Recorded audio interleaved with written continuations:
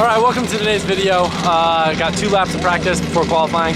Don't really care about qualifying, I'm just going to use practice, get more confident for battles tomorrow. Just gonna have some fun, rip the car, made some very small changes, and a few things I want to try differently as a chase driver.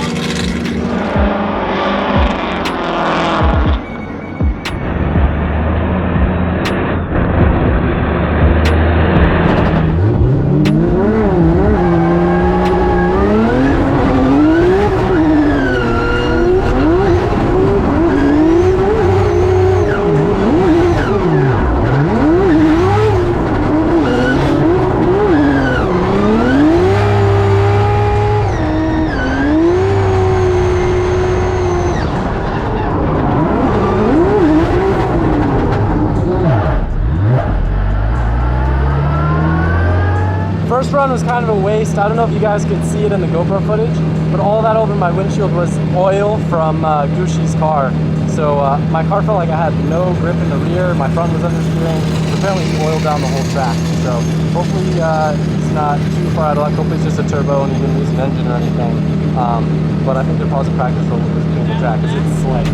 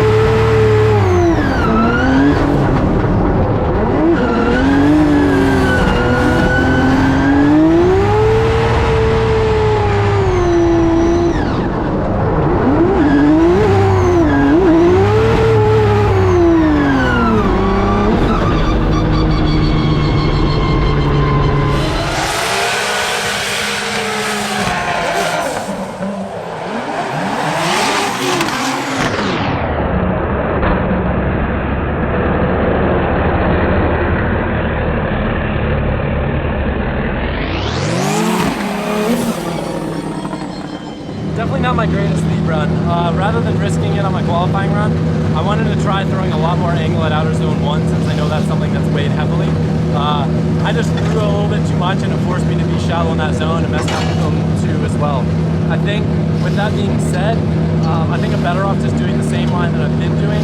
I just, for whatever reason, with the current setup that we have in the car, it's a little bit slower to transition, which is kind of messing with my head a little bit.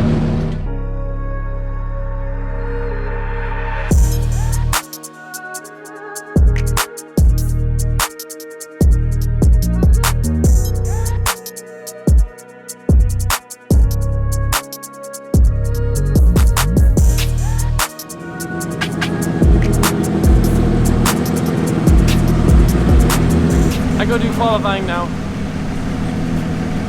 Good luck.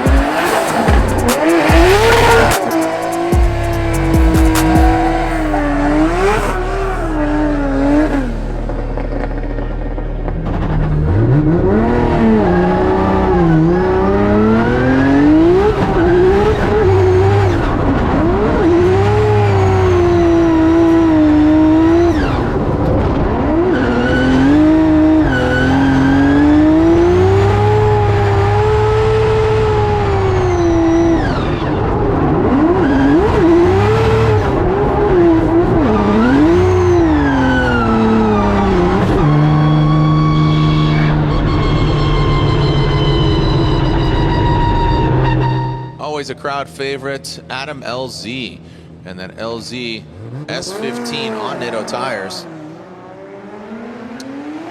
Adam LZ in Seattle had unfortunately that battle with the wall. The wall always wins. He fought the law won, but let's flip those letters around to create the wall. As now coming into that front clip, nice job by Adam. Now into that third outside zone. Now transitioning just past the camera and into that final outside zone. Oh, was that controlled? Somebody shake your head up or down there, judges. Give us an indication. I'm getting a no. You're getting a no? I'm getting a no. That looked very reminiscent of what we saw earlier today, and I believe that will be an incomplete for Adam LZ, Ryan. Definitely not stoked on that qualifying run. I don't know what happened. I went into it and I felt great in all the zones, and I guess I flicked it a little bit too hard coming out of the last corner. It was questionable. I feel like I almost crossed the line before I kind of like angle stalled it a little bit. Didn't really spin, but I guess their logic was they would have considered an unchaseable lead, so they give me a 0. But we got another run. We're just going to go put some points on the board.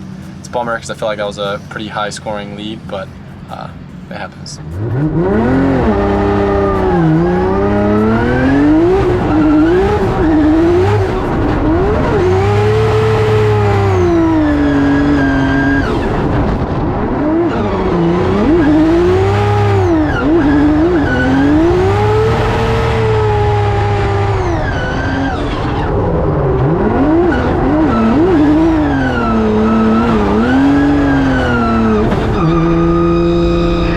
2020 Rookie of the Year in the Pro Championship.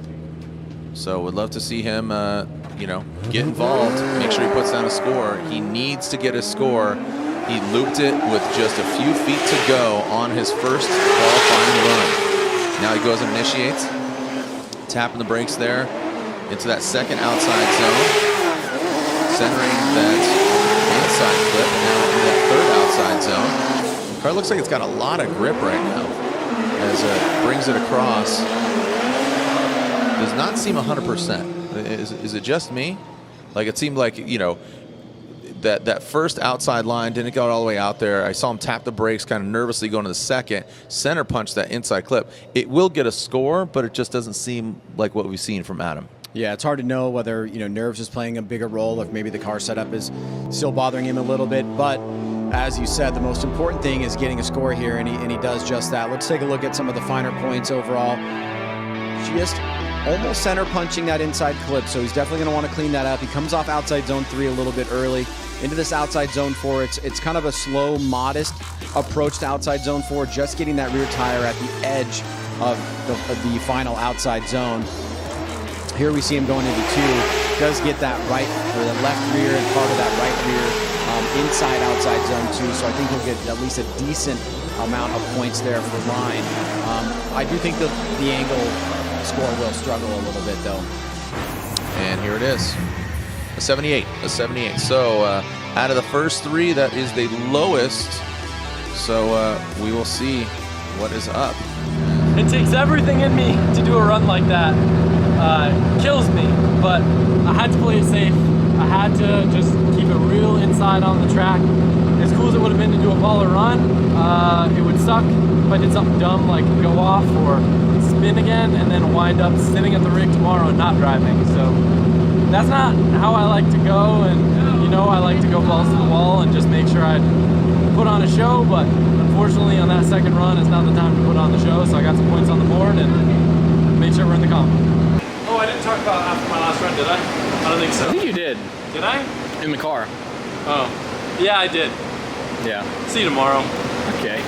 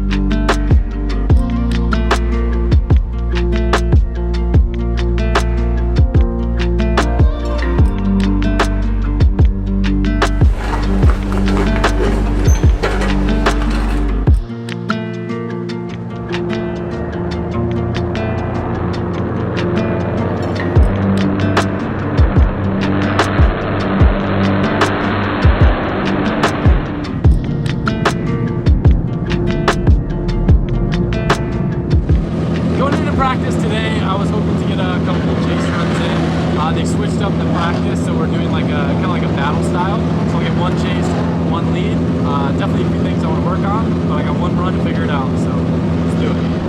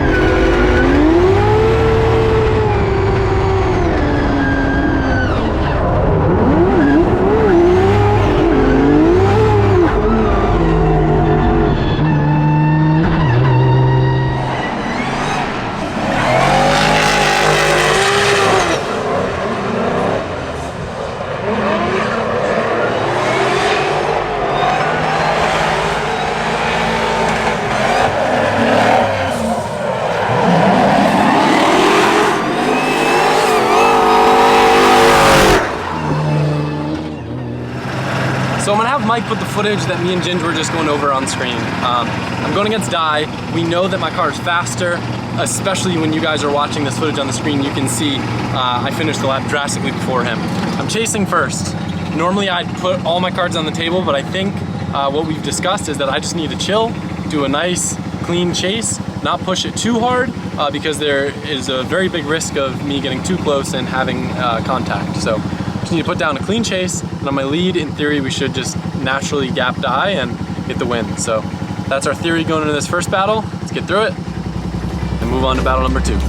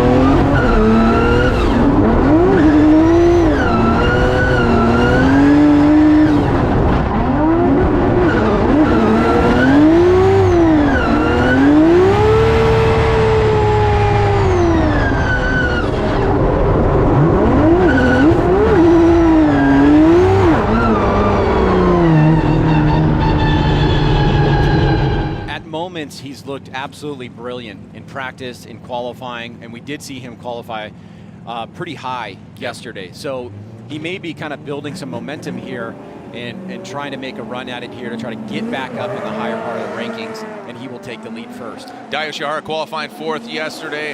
Adam LZ a little bit lower than that in 29th as Dayushihara initiates in that first outside zone. Now transferring into that second outside zone. Great angle from Dayushihara. Adam LZ a little slow on that transition into that second outside zone. Now into the third. This is what I'm talking about, that grip. It doesn't seem like he's getting all the way out there, and then Dayushihara brings it all the way out to that outside zone 4, and LZ brings it out. Am I correct in kind of saying here it seems that his car is gripping up and it's not loose to get that backwards motion, essentially, is what I'm kind of looking for. I do know that teams do spend a lot of time really trying to figure out what's the best setup for this course, because it's a lot different than other areas that we go to, other tracks that we go to. And before we get deeper into that, let's take a look at Daijiro Yoshihara's run. First and second outside zone were filled as what you would expect from a veteran driver. You can see LZ struggling a little bit to gain proximity, and right here his transition behind Dai was a little bit weak, and it put him on a tighter line. So it wasn't a bad chase by any stretch of the imagination, but it does tell Daijiro Yoshihara what he has to do better than.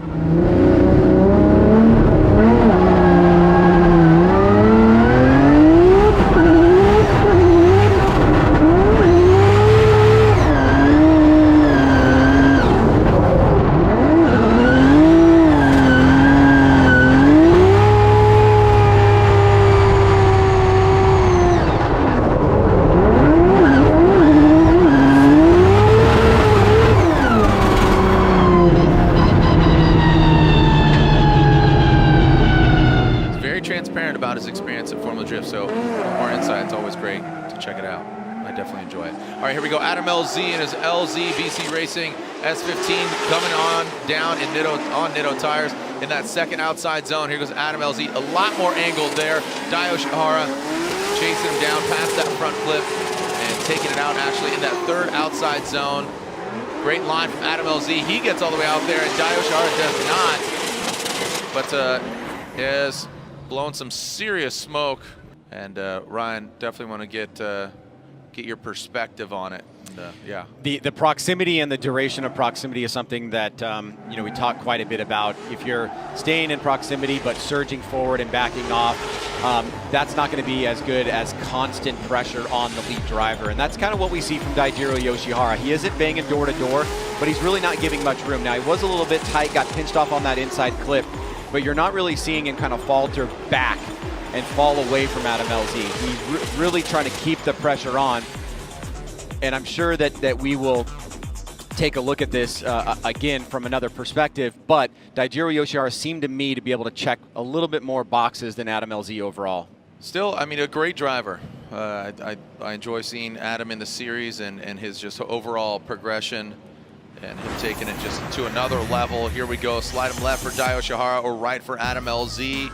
And Dai Yoshihara gets the win. Dai gets the win and advances on into the top 16. Well, I don't know if they maybe gripped their car up more or if I just laid too big of a gap, but fortunately, I played it safe. I didn't hit him, which I was terrified of hitting him. That's been like a new thing for me lately, is hitting people. And I didn't want to do that, but unfortunately I left a little bit too much on the table. I put down a great lead, which I'm super proud of.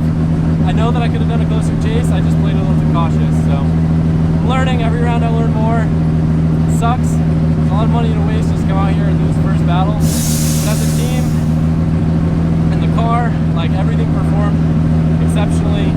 We did well, we were short-staffed, but we made it happen. Everyone had a great time. Great time. I got to do a lot of chasing, so that's fun. But I finally learned how to chase at this track. I just played a little too cautious.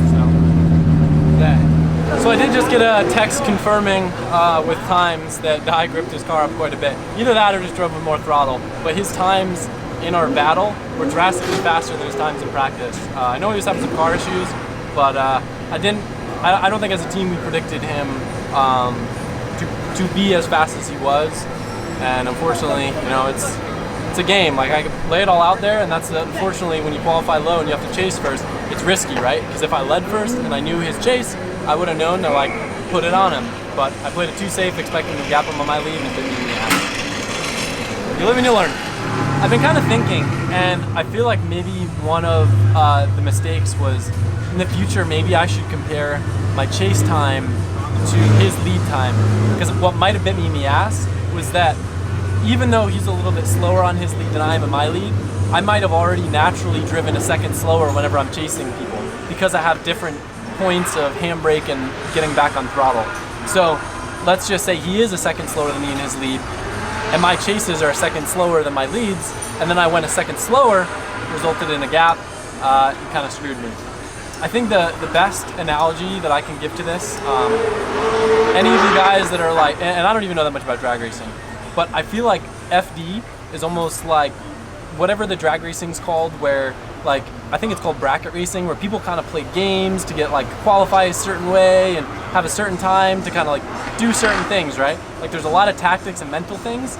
It's not just like run what you brung, heads up, drifting at like some grassroots comp where like you literally just give it your all every battle. Because if you do that, you could get bit in the ass by a lot of the games. And not saying that that's been my issue in the past. Obviously, a lot of my my crashes are just me overcooking it. But there are certainly a lot of games in FD the drivers play, and I don't even want to say that with a negative connotation, because in the end of the day, their drivers are just so good and everyone's so dialed that a lot of the times those little tactics can give them the upper hand, and everyone has their own kind of thing that they do in certain areas that may give them the upper hand. It's been a tough season, but my goal with FD in the beginning when I did Pro 2 and even now is to just continue to learn and become a better driver. And as much as I thought normal drifting would translate to this and this would translate to normal drifting, it's almost like a completely different sport. And it's fun, it's challenging. It's certainly not the same as going out and doing door-to-door tandem with Ginger on the skid pad. That's a different type of fun. That's like, this is like going to a gala, like whatever the fancy like banquet parties are where you like dress up in suits. I've never been to one. And like you're drinking like champagne and versus, and like maybe some people think that's fun and that's fun in its own right. And then like grassroots tandems are like a bonfire in the back of your buddy Bill's house down the swamp road with a bunch of people drinking beer and throwing Molotov cocktails at your mom's SUV. So they're both fun, they're just different. Hey, no filming. Next guy. They're gonna fix it.